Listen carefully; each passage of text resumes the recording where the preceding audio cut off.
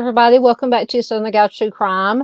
If this is your first time here, thank you for choosing to watch this video out of the millions of videos that you could watch on YouTube. In this video, I wanted to share with you just a heartbreaking unsolved homicide case, and you saw the warning at the beginning of the video, just a trigger warning for anybody, because this does include, unfortunately, the homicide of a younger person. But I feel that it is very important to get this story out there. When I was researching, I did not find, unfortunately, a whole lot of information about this case. And unfortunately, that is the case in some of these missing and murdered Indigenous persons. So that's why the main reason that I wanted to share it with you today. And today we're going to be talking about the case of little Nima Louise Carter. Now, she went missing and was unfortunately found deceased just a few days or a few weeks later in Lawton, Oklahoma in 1977. So I have a couple of articles that I'm going to use to give you this information. They will be listed, as always, in the description box. The first article I'm going to read for is from ranker.com, and it just gives you a lot to unpack in this case, and this is an article that I found. A particular article that I found had the most information put together all in one place. So Rose and George Carter could hear 19-month-old daughter Nima Louise crying in her bedroom after they put her to bed on Halloween night. So that adds just even more. It happened on Halloween. Now, Halloween is spooky enough already without something like this happen. In 1977. Since they subscribed to the cried out parenting method, however, they did not check on her. The following morning, Rose asked George if he had seen Nima after finding her crib empty. As they searched the house together, the couple quickly realized that Nima was gone. The nursery window was locked, as was the front door to the house. And George later speculated that someone had been hiding in Nima's room throughout that night, and he has spent decades questioning he and Rose's decision to just let Nima, cry herself to sleep. And he said, quote, "What if we had gotten up to check her that night? What if we had brought her to sleep with us?" Basically saying, would she still be here with us now if he had checked? And unfortunately, in a lot of these cases where children go missing and are later found deceased or just never found, the parents absolutely do have guilt, even though it is through no fault of their own that the child went missing. After Nima's abduction, police searched the Lawton, Oklahoma area for any sign of little Nima. They also closely investigated the parents, George and Rose, which that's standard operating procedure in these kind of cases. You're always going to look to anybody, whoever was closest to the missing person or the homicide victim. But they found no evidence linking the parents to Nima's disappearance. The day before Thanksgiving, a Fort Sill soldier investigating an abandoned house where a group of children claimed that they had seen a child's body. Apparently, it had fallen out of an old refrigerator. So the soldier later did find Nima's body in the home in this refrigerator, and an autopsy determined that little Nima had been suffocated after being placed in the fridge while she was still alive. So this is just a horrible, horrible, heartbreaking story. So on April 8th, there is another case that was similar to this case that happened in Lawton. On April 8th of 1976, a Lawton babysitter named Jackie, I'm not going to give her last name, reportedly lured twin sisters Mary Elizabeth Carpenter and Augustine Tina Carpenter out of their home. And the 16-year-old Jackie took the girls, who were both 3.5 years old, to an abandoned house and locked them in an old refrigerator. So where we have the connection to Little Nima's case, little Nima was found in a refrigerator. And this Jackie, this babysitter, reportedly took these, in 1976, a year before, took these two little twin sisters and locked them in a refrigerator. But luckily, for the twin sisters, after being trapped for 2 days, Mary unfortunately perished from suffocation, but Tina managed to find enough air to survive until a group of children playing near the home heard her cries for help. When questioned about the incident, the surviving twin indicated that Jackie was responsible. But even with Tina's witness statement, Jackie did not stand trial for another 3 years. So it took 3 years for Jackie to be charged and to go to trial for the abduction, attempted homicide of the two girls. Unfortunately, one of them perished and one of them survived. So despite Tina Carpenter telling police that Jackie had kidnapped her and her sister, the child's young age and lack of physical evidence prevented any charges from being brought against the teen girl, Jackie. Jackie was described as quiet and shy, and she eventually began babysitting for other families. So this is, in my opinion, even though she was not, charges were brought, they were dropped for lack of evidence, and the maybe not reliable testimony of the 3-year-old or 3.5-year-old. In my opinion, I still have a problem with anybody letting her be around children. That's just my opinion. But please let me know in the comments below what you guys think.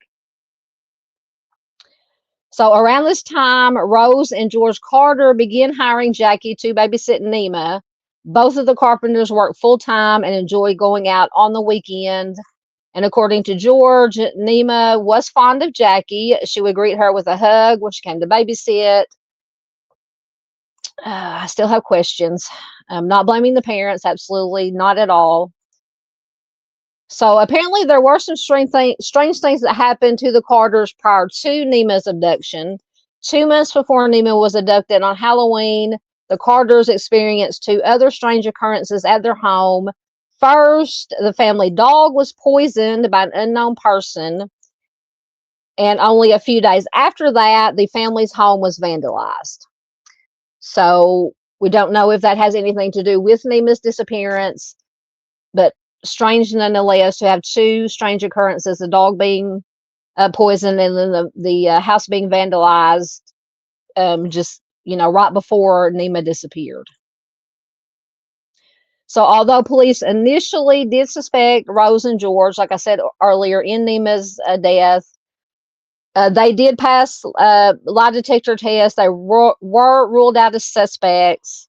And as the investigation continued, police then questioned Jackie along with another neighborhood babysitter.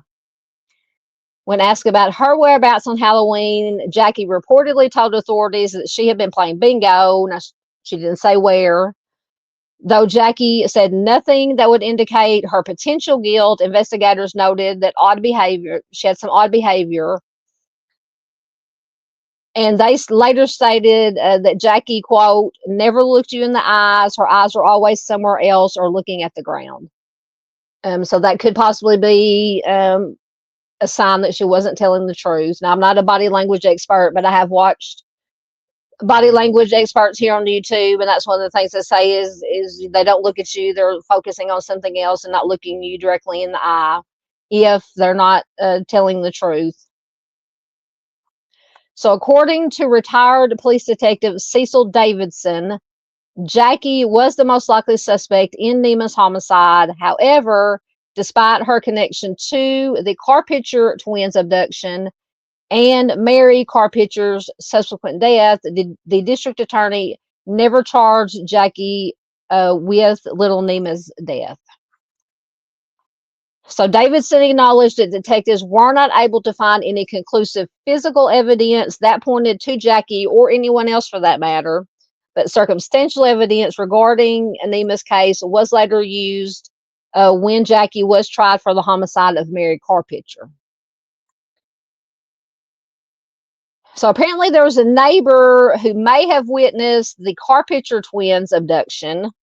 So one of the Carpenter's neighbors, named Thelma, eventually testified, eventually testified that she did witness Jackie dragging the twins from their home on the night of April 8th, and that both girls were trying to get away from Jackie.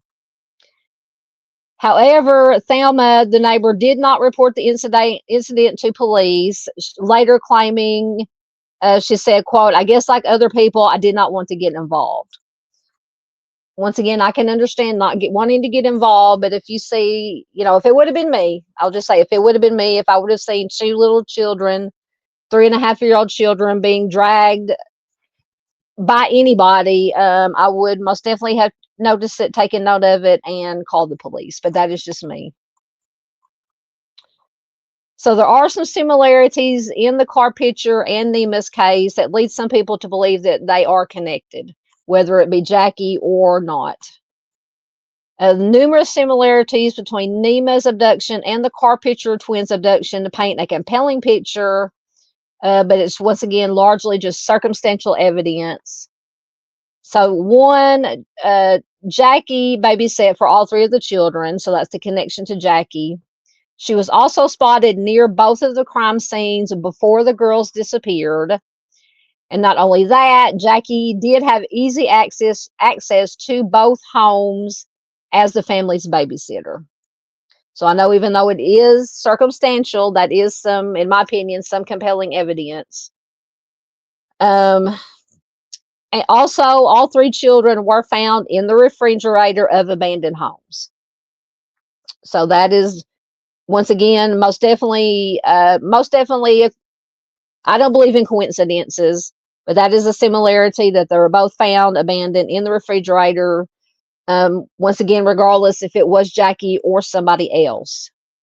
Some have also noted that all three children were Native American. While not related to the actual crimes, it is a strange coincidence that children were the ones to find both Nima and the Carpenter twins. So I just can imagine it's hard enough when an adult has to find a child deceased, but I can just imagine how it is if it's another child that finds a child or children. I can't imagine what those children went through. So Jackie was eventually convicted of Mary Carpenter's homicide, who was one of the twin girls. So although Jackie was never officially charged with Nima's death, she was charged with first-degree homicide in 1979 for the death of Mary Carpenter. The surviving twin, Tina, took the stand as the prosecution's key witness during two trials. The first occurring when she was just 10 years old, when little Tina was just 10 years old. The first attempt to put Jackie behind bars ended with a mistrial. And in 1985, Jackie was found guilty during the second trial, and the judge did sentence her to life in prison. She attempted several appeals, but she did pass away in prison from cirrhosis of the liver on August 26th of 2005. Now, going back to Nima's case, apparently George, her father, he actually, according to him, does not believe that Jackie was involved in Nima's disappearance and homicide. Said despite all the speculation surround Jackie's possible involvement in Nima's death, George Carter was never convinced that Jackie was the one that murdered Nima. He says, quote, "The Jackie we knew, no, it just does not add up. I never sensed that about Jackie." But in contrast, Nina's grandmother, Audrey, characterized Jackie as what she called just weird, just plain weird, and believed that the babysitter was capable of committing the crime. In a 2019 interview, George said that he wished he could speak with Jackie, who had passed away 14 years prior. He said, quote, "I would like to talk to Jackie now. If I did, I would ask her if she took the life of Nima. I would hope that she would tell me the truth." And Carter also stated that he had forgiven Nima's offender, whoever it is, in order to move on with his life. So once again, just a very heartbreaking, horrible situation. You know, once again, regardless if it was Jackie that was responsible for Nima's abduction and homicide or somebody else. But to me, just in my opinion, Jackie would be the first on my list if I just of suspects or persons of interest in the case. But if you do have any information on the abduction and homicide of little Nima Carter, no bit of information is too small, especially in these cold cases. You're encouraged to contact the Lawton Police Department at 580-581-3500. So, guys, we can do our part in helping bring more awareness to little Nima's case. Once again, missing and murdered Indigenous persons cases do not get as much attention as other cases in mainstream media, in, you know, the YouTube world, on social media. So we can do that. You can do that by giving the video a like. Please leave a comment below. But the most important thing you can do is share this video anywhere and everywhere you can, so that little Nima's face, her name, her story stays out there. She is never forgotten. If you would like to learn more about missing persons and unsolved cold cases, please consider subscribing. As always, thanks for watching, and I will see you next time.